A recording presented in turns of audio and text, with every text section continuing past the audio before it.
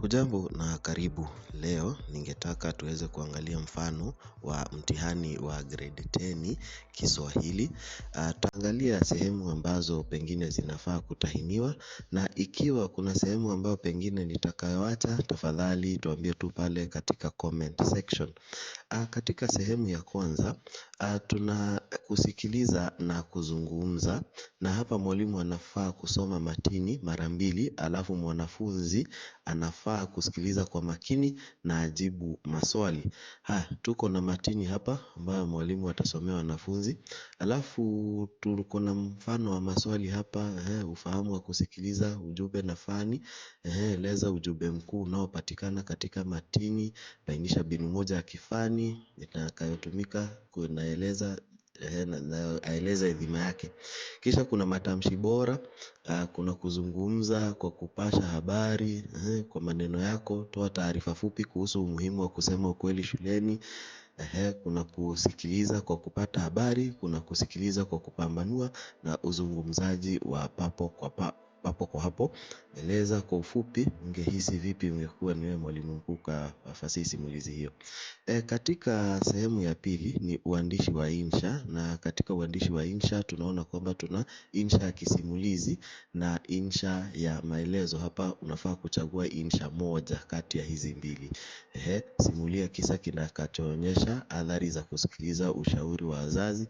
Eleza kwa kina umuhimu wa fasihi simulizi katika uhifadhi utamaduni wa jamii.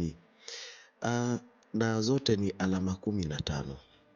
Tukija katika sehemu ya tatu, tuna sarufi. Kwa mfano tuko na matumizi ya semi. Tunga sentensi mbili kwa kutumia nahau ifuatao: kupiga moyo konde.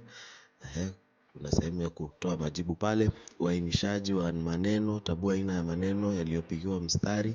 Hapa kuna sentensi: watoto walikimbia uwanjani kwa furaha. Hapa unafaa kutambua aina ya maneno. Aina ya maneno hapa ikiwa ni wakikimbia. Kuna uundaji wa maneno. Unda maneno mawili kwa kutumia kiambishi ji.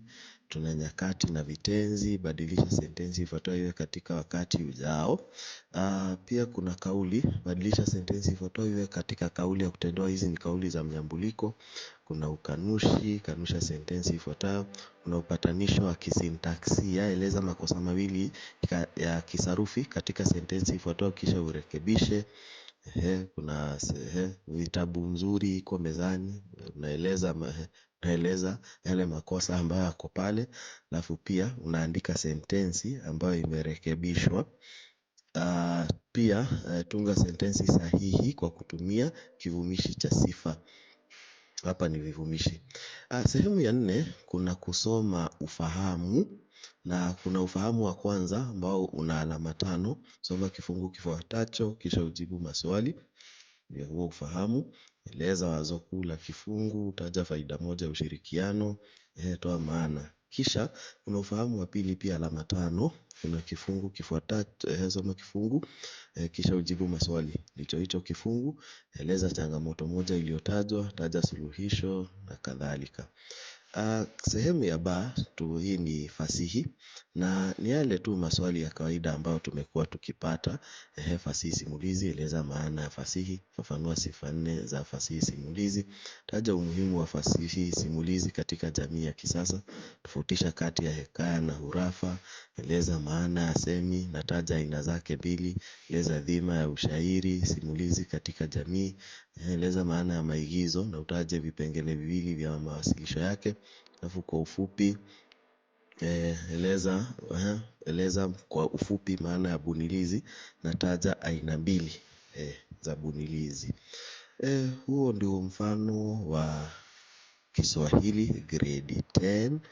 Sijui kama kile ambacho wewe unafunza ama kile ambacho mwasoma na mwalimu kinafanana na kile ambacho tumeona katika hii karatasi. Na kisha wakati ambapo tunamaliza, ama wakati tunamaliza kusahihisha kazi yako, kuna vile viwango vya alama. Hata tujaribu ili tuweze kuona viwango vya alama. Kuna kuzidisha matarajio. Kuna kuzidi kwanza. Kuzidisha matarajio. Kuna kuzidi kwanza, ambapo mwanafunzi anapata alama ya 90 hadi 100. Na hizo ni pointi 8. Pia kuna kuzidi pili, exceeding expectation 2, kama utapata alama 75 hadi 89, hiyo ni pointi 7.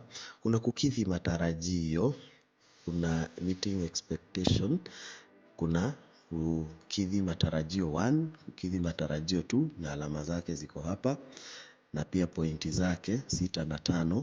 Kuna kukaribia matarajio, approaching expectation, hapa kuna kukaribia matarajio 1, karibia matarajio 2, hizo ndizo alama zake na pia pointi zake. Pia kuna chini, not meeting expectation, that is chini 1 na chini 2, hapo unapata kutoka 1 hadi 10, 11 hadi 20, na pointi zake ni 2 na pointi zake ni 1. Ni hayo tu kwa sasa. Pia kuna sehemu ya kujaza alama hapa. Viwango vya kutathmini ndivyo hivi hapa. Kulingana na lile swali, kila swali utapata alama ngapi, na kadhalika na kadhalika. Ni hayo tu kwa sasa. Hadi wakati mwingine, usisahau kulike na kusubscribe. Shukran.